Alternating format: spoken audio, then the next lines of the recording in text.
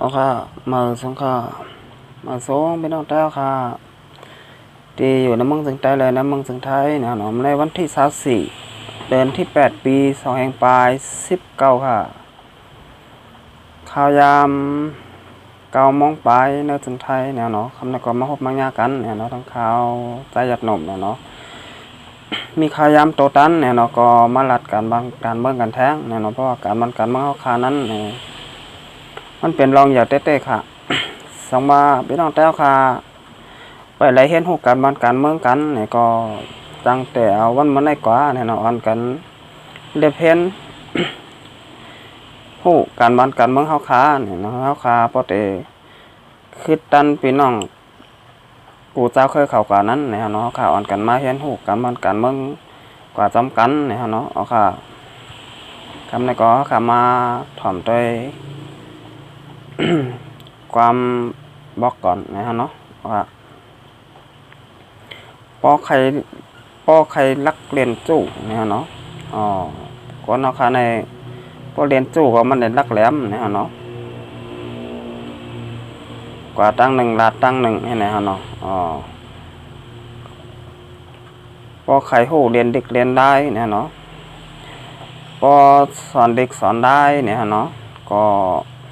แต่เป็นก้นหูค่ะมีตังหูเนี่ยเนาะมีปิงหยาเนี่ยเนาะเปลี่ยนก่อใจให้หัตถานหับการบ้านเมืองเนี่ยเนาะเปลี่ยนก่อใจเนี่ยก็ดูแลหัตถานหารเนี่ยเนาะหับการบ้านเมืองเหตุการณ์จะจัดบ้านเมืองเฮาค้าเนี่ยอย่าไปโกสังเนี่ยเนาะ สั่งมาเฮาค้าโกเนี่ยก็มันเต็มเฮ็ดสั่งอะไรค่ะเฮาค้าโกอันนั้นโกอันไหนปล่อยข้าวทำหันเสือให้เนี่ยเนาะเฮ็ดหมาแล่นตั้งพานให้เนี่ยเนาะพานไปมาหมาบ่แล่นไว้ต่างเนี่ยแต่มันเป็นการเนี่ยเนาะก็นั่นแหละเนี่ยเฮาค้า เป็นเสืออย่าลืมลายเนี่ยเนาะเป็นเสือเนี่ยก็อย่าไปลืมลายเนี่ยเนาะเฮาค้าบ่ลืมลายก็เป็นก่อใจยาวเนี่ยเนาะเป็นก่อใจให้ทหารเนี่ยเนาะเฮาค้าว่าคำไหนเนี่ยเนาะคำมาเดเพนตัวเนี่ยเนาะเปตุจิตเซต58นะปล่อยเนี่ยเนาะตีออกข่าวกว่าเมื่อวานนั้นเนี่ยเนาะเปตุจิต758นะปล่อยใน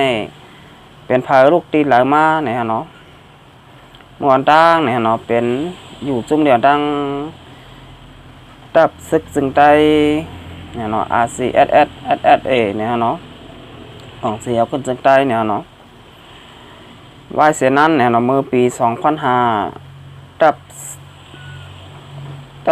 ปีตุจิต758ในเนี่ยเนาะเลยหักหลังของสีเอาขึ้นจึงใต้ตับซึกจึงใต้ RCSSSA เสร็จแล้วปลายเข้ามา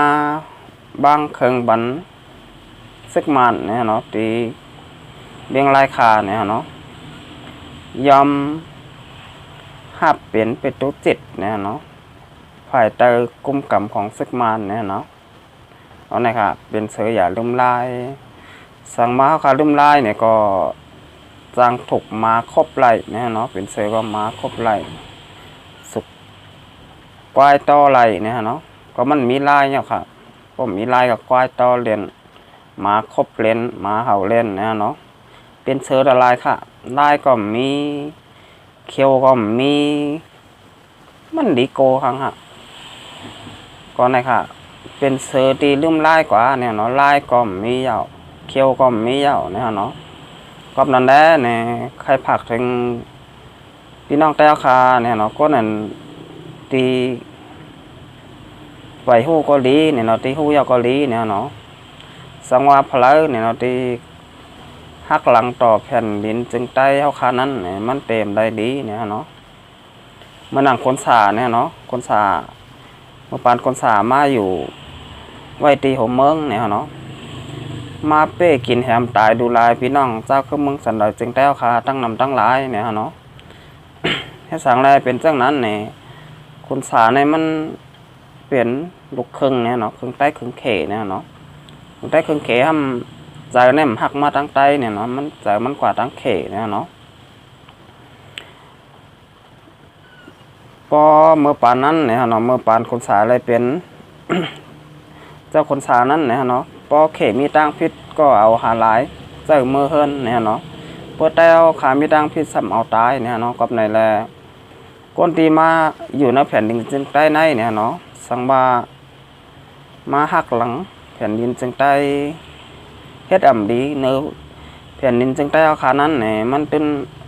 ไรดีเนี่ยเนาะบายเสคนสาบ้านเคิงมืออยู่ตีเมืองมานเนี่ยเนาะมึงนานเนี่ยก็ไล่ลู่หายตายกว่าเนี่ยเนาะก็นั่นแหละ ผู้หลายพาก็ลีเนี่ยเนาะเตียนเฮ็ดการบ้านการเมืองก็ลีเตียนเฮ็ด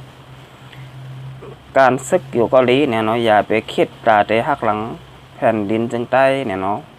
ป้อมใครตายไว้เนี่ยเนาะเอาค่ะอันนี้ก็ฝากไว้เนี่ยเนาะพี่น้องแต่ค่ะเตียนเหตุการณ์บ้านการเมืองอยู่เกาหลีเนี่ยเนาะเตียนเหตุการณ์ศึกอยู่เกาหลีเนี่ยอย่าไปคิดตาเตะหักหลังแผ่นดินจึงใต้เนี่ยเนาะป้อมใครตายไว้เนี่ยเนาะเอาค่ะมาด้วยข่าว10 เดือนได้เนี่ยครับมาด้วยข่าวตอนที่2เนี่ยเนาะเมื่อในวันที่24 เดือนที่ 8 ปี2519ค่ะตับซึกมานกล่าวใน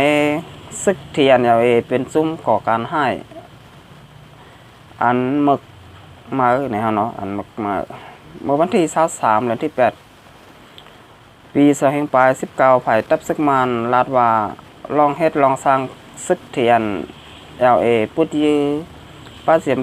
จันจอมผายซึกมันเว้งปังอูแลนองเขียวโขกึด5 อองตีในวันที่15 เดือนที่ 8 ปี2519นั่นเป็นลองเฮ็ดลองสร้างก่อการให้อันมึกมือในเย้า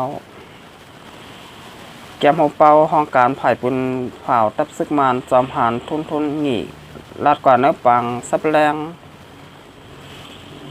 แจ้งข่าวอันจะเฮ็ดห้องในปุ้นเนปีต่อสัมพันธ์ทุนหงีลาดว่าลองพูดยื้อกันเมื่อวันที่15 เดือนที่ 8 ปี2519นั่นอองตีอันเกี่ยวกับตับซึกมันเป็นตีเวียงปางอูตีเดียวก้อยเสลองปล่อยหมากหญ้าโขแล้วเนื้อเส้นตั้งลงเมืองโฮมตุ่มเมืองเวียงเหลือหมู่เจอันใหญ่ลองต่อส่งกล้าขายซึ่งใต้ปอทองนั้นเป็นลองเฮ็ดสร้างเติกเคิกต่อคนเมืองเสียมกาเป็นลองเฮ็ดให้กุ้งซิกขาลงปองจึงเมืองโฮมตุ่มตกแต้มในเย้านอกเลยเส้นนั้นซึกเทียนติ้งงับก้นเมืองหนึ่งก็แลก้นซึกหนึ่งก็อันเป้าหลานกดทัดยามอกกำที่น้องเคียวเสแหมตายแปดนั่นเป็นลองเฮ็ดสร้างก่อการให้อันมึกมาในเย้า โฮเป่าห้องการไผ่ปืนเผาตับซึกมานจอมหันโซแหน่งอูลาดว่าในปืนตีจึงได้ปอทองอันจุ่มอหลีปอทองตรงหนึ่งนั้นก็เปิดไผ่ตับซึกมานติงับระยะมอกำตั้งนำแลซึกที่อันอำหันใจเสจังได้พูดยื้อในเย้า เกี่ยวกับลองห้องการไผ่ปืนเผาตับซึกมานรัดในเสียผู้ต่างรัดซึกที่ไม่อาจเกี่ยวรัดว่าลองไผ่ตับซึกมันหมับเน่ในใจลองเต้ซึกที่มีลองกับไก่จอมยามอกรรมลองไรพุทธยื้อกันเมื่อวันที่15 เดือนที่ 8 ปี2519นั่นย้อนไผ่ซึกมัน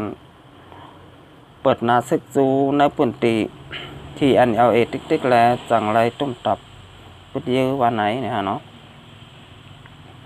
อ๋อค่ะอันนี้ก็เป็นข้อปูนผ่าของซึกมานเขาเนี่ยนะปูนผ่าไว้ปูนผ่าออกมาว่าเนี่ยเนาะตีเนปิดอเนี่ยเนาะซึกมานกล่าวนี้ว่าตับซึกที่เนี่ยเนาะซุ้มอดีปอทองเขาเนี่ยเป็นซุ้มก่อการให้เนี่ยเนาะมันก็กล่าวนี้ก็เมียนร้องเต้อยู่เนี่ยเนาะก็มันก็เหมือนนังซึกก่อการให้เนี่ยเนาะเพราะซึกก่อการดีในผลเหตุหาการใช่ไหมฮะเพราะซึกก่อการดีในเฮ็ดจังหือลาเนี่ยซอยเหลือปอเมก้นหวานก้นเมืองเฮ็ดปอเมก้นหวานก้นเมืองเฮาขา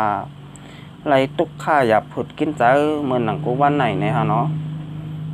อันนั้นมันเป็นซึกก่อการให้เนี่ยเนาะซึกอดีปอทองเหมือนหนังซึกที่เนี่ยฮะเนาะ เตียนเอาหมากมาปล่อยโคว่าไรลู่ไรแล้วก่อนให้เฮ็ดหาภัยขละซึกมันก็ความมาตะเสเนี่ยเนาะเตียนก็มาอยู่กูมือกูวันกูขิงกูยามในก็เปลี่ยนพี่น้องชาวคืนในเมืองสันหน่อยจึงแต่เอาขาเนี่ยเนาะที่เป็นก้นกล้าก้นขายเกาหลีก้นกว่าก้นมาเกาหลีเนี่ยเนาะสังว่าโคลู่แล้วกว่านี่ก็เจให้ได้ตั้งอย่าผึดจอมมาเนี่ยเนาะก้นกล้าก้นขายเนี่ยก็กว่ามาก่อมไหลพี่น้องก้นมันก้นเมืองก็กว่ามาก่อมไหลเนี่ยเนาะซึ่งในปนก่อมห้องว่าซึกก่อการดีเนี่ยเนาะก็เข้ามาซึกก่อการให้ในถูกแมนเย้าเนี่ยเนาะเอาค่ะคำนั้นเนี่ยเนาะก็ยันชัวปีหน้าเขาคาเนี่ยเนาะเขาอยู่ริมมิ่งเงินกันกูก้อนเนี่ยเนาะแล้วก็ติดตามปันเนี่ยเนาะช่อง YouTube ข่าวใจหยัดหนุ่มเบ่งล่างเคอกันน้ำเนี่ยเนาะเอาค่ะเอาสองค่ะ